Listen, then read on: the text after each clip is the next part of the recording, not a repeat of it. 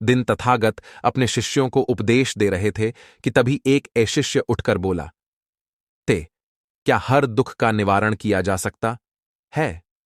बुद्ध बोले, यह सत्य है कि हर दुख का निवारण है। इसी संदर्भ में तुम्हें एक कथा सुनाता हूं। एक सेठ का नौकर लंबे समय से उनके पास रहकर उनकी सेवा कर रहा था। वह बड़ा ईमानदार था, साफ सफाई का पूरा ध्यान रखता था, इसीलिए सेठ जी उससे बहुत प्रसन्न रहते थे। एक दिन शाम को जब सेठ जी घर आए तो देखा कि उनकी पुरानी दीवार घड़ी टूटी पड़ी है।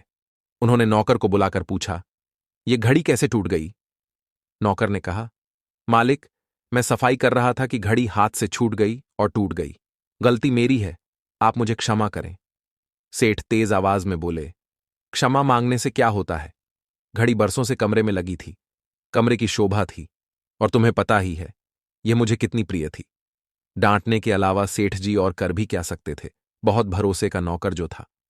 रात को सेठ जी को नींद आ गई। बार बार घड़ी टूटने की बात मन में उठ जाती थी। अचानक उनकी निगाह नौकर पर गई। वह खर्राटे ले रहा था। उससे सेठ को और भी दुख हुआ। मालिक के नुकसान का उसे जरा भी ख्याल नहीं था। सेठ की आकुलता और नौकर की निराकुलता ने उनकी बेचैनी और बढ़ा दी। अगले दिन सेठ ने एक प्रयोग किया। नौकर ने दिन भर काम किया। शाम को सेठ ने उसे बड़े प्यार से बुलाया और कहा, देखो, कल नुकसान हो गया। इससे मेरा मन खिन्न हो गया था। इसी से मैंने तुम्हें डांटा था, पर यह तो कल की बात थी। आज मेरा मन प्रसन्न है। तुम मेरे साथ इतने दिन से हो, इतना अच्छा काम करते हो। कल ही मेरे मन में आया था कि मुझे तुम्हारी सेवा के लिए कुछ इनाम देना चाहिए। सोचता हूं कि क्यों ना यह घड़ी ही तुम्हें दी जाए, पर क्या करें, वह तो तुम्हारे हाथ से टूट गई। यदि नहीं टूटती तो आज तुम्हारी होती।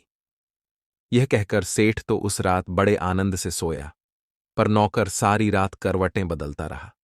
बार बार उसके मन में एक ही बात आती रही कि अगर घड़ी नहीं टूटती तो वह मुझे मिल जाती।